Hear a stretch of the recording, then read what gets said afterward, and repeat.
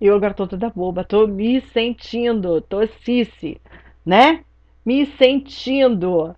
Eu agora vou acompanhar vocês no meio desses slides aí, no meio das nossas aulas. Antes a tia Elaine não podia aparecer porque não tinha, né, a webcam. Mas agora eu já tenho a webcam, porque a mamãe da Gabi me deu a webcam e eu consegui uma webcam para sair junto com vocês aí. Então agora, o que que nós iremos fazer? A gente estava falando sobre a cultura dos negros, né? E a contribuição dos negros na nossa sociedade, que vem até hoje, passa de pai para filho. Então vamos lá, agora nós iremos corrigir as páginas do livro didático de história, página 44 a 47. Vamos lá? Deixa eu abrir aqui que vai ficar melhor. Os Iorubá e os mitos dos orixás. No período colonial, um dos povos africanos trazidos à força ao Brasil foram os Uorubá.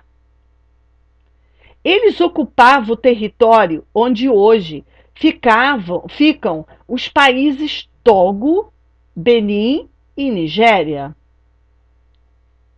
Aí vamos aqui, ó. Togo, Benin e Nigéria. Aqui, aqui e aqui. Vocês estão vendo que esses lugares estão bem, ó, próximo do Oceano Atlântico. Estão no litoral. Então, há uma facilidade de transportá-los para qualquer lugar, né? Porque eles entravam nos navios negreiros, né? E partiam para os países que eles iriam. O Brasil, por exemplo, eles iam para o Brasil. Então vamos lá. E estava mais próximo da costa, então era mais fácil dele sair de lá. Então, esse povo acredita em divindades chamadas orixás. Cada religião, você nasce no meio daquele conceito. Ele nasceu no meio da religiosidade deles. Eles acreditavam em orixás porque o avô, o bisavô, alguém ao lado dele acreditava em orixás, tá? E essa tradição permanece viva no Brasil, porque quando eles vêm para cá, eles trazem consigo tudo aquilo que eles aprenderam lá. Então eles acreditavam nos orixás, eles trazem consigo os orixás. E aqui ela vai desenvolver, né? E vai ganhar uma nova roupagem, como se diz. Ela vai ganhar uma identidade. Eles vão dar uma identidade para essa crença deles. Então, como candomblé e a umbanda, tá? Os mitos dos orixás procuram explicar a origem do mundo. Olha o que eles acreditavam: na origem do mundo e de tudo o que faz parte dele. Conheça algumas dessas divindades a seguir. Então, olha só, eu vou grifar aqui, ó, o que eles procuravam, né, com as divindades. Explicar a origem do mundo. O Ogum, ele era chamado, é um orixá que teria dado à humanidade os conhecimentos sobre a metalurgia, trazendo melhorias para a produção agrícola e as estratégias de guerra das comunidades iorubanas. Quer dizer, então, se existia alguma dificuldade na metalurgia e alguma aprendizagem que eles pudessem ter na produção da agricultura, nas estratégias de guerra, era com Ogum, tá? O orixá Ogum.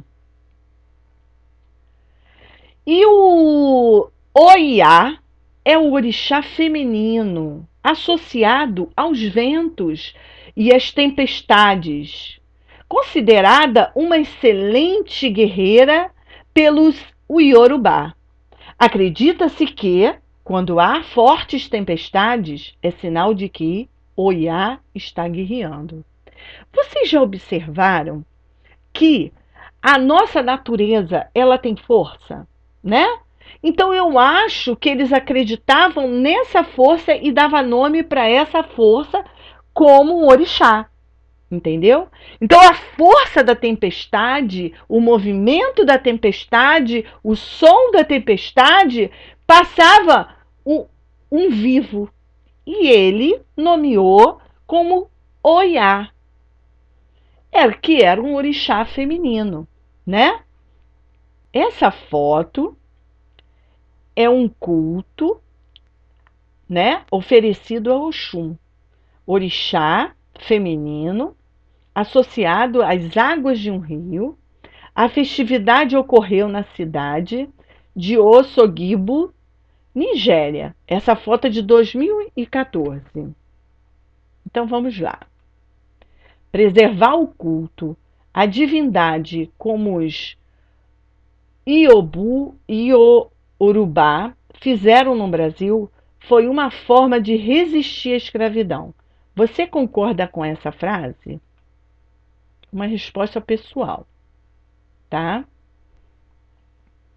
Então você acha que preservar o culto à divindade é uma forma de fazer uma resistência contra a escravidão? Você concorda com essa frase? Você conhece outros mitos que explicam a origem da metalurgia? Ou por que ocorrem tempestades? Em caso afirmativo, conte a seus colegas. O que você vai botar? Você vai botar uma resposta sua aí, que é uma resposta pessoal, e quando a gente voltar, nós iremos ler as respostas e explicar a sua resposta, tá bom? Eu prefiro que você coloque com suas palavras e o que você entendeu, tá?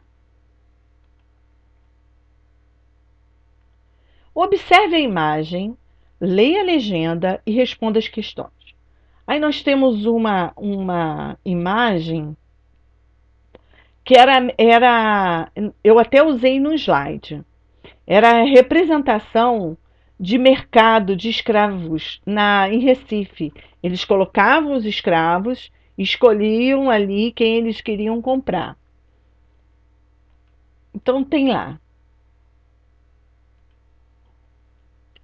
Que lugar foi representado nessa imagem? Isso é fácil. Recife, que funcionava em uma rua ao ar livre. Que pistas você utilizou para descobrir isso? Aqui, ó. Aqui, ó. Está escrito lá embaixo na legenda, né, da foto.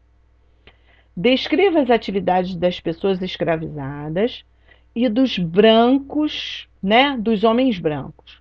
Os escravizados, alguns estão sentados e parecem aguardar, outros estão em pé, sendo açoitados pelos homens brancos. Homens brancos à direita. Há vários soldados que parecem vigiar os africanos. Os homens, né, os outros homens brancos, a cavalo, à esquerda, de cartola, né, das duas extremidades da imagem, de pé, no centro, e parecem negociar as pessoas escravizadas. Ah, tia, eu não coloquei com essas palavras, eu não descrevi desse jeito. Descreveu com as suas palavras? Eu aceito. Descrever é com as suas palavras, tá? No Brasil, as crenças religiosas e os costumes de diferentes povos africanos foram difundidos e reinventados ao longo do tempo. Hoje fazem parte da cultura afro-brasileira. Além do candomblé, você conhece outros exemplos da presença da cultura africana no Brasil? Você conhece alguma coisa, né, que represente a cultura afro-brasileira, né? Aí você vai fazer uma pesquisa e selecione pelo menos uma imagem que represente um desses exemplos. Da data combinada com o professor. Traga uma imagem e explique para a turma. Então, o que você vai fazer? Você vai guardar essa imagem, guardar esse trabalho nessa página e quando voltarmos, essa apresentação será feita, tá? Em 2015, pesquisadores anunciaram a descoberta de destroços do navio negreiro português São José Paquete, África. Leia a reportagem abaixo. O navio português deixou Moçambique em destino ao Maranhão, onde venderia os escravos para trabalhar nas plantações de cana-de-açúcar. A embarcação teria começado sua viagem em dezembro de 1794, tendo fundado apenas 24 dias depois, quando, durante uma tempestade, se chocou com pedras a pouco menos de 100 metros da cidade do Cabo, na África do Sul atual. Estima-se que o São José Paquete transportava entre 400 e 500 escravos, acomodados no porão do navio, né? E o que será que aconteceu com esses escravos? Sublinhe no texto as informações de acordo com a legenda a seguir.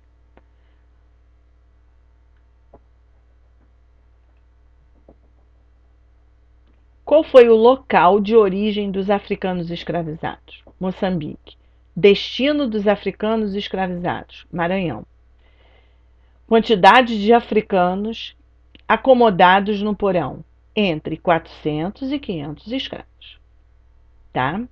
As descobertas feitas a partir dos estudos sobre os destroços do navio de São José, Paquete à África, comprovam o que vocês aprenderam sobre o tráfico negreiro neste capítulo. Explique.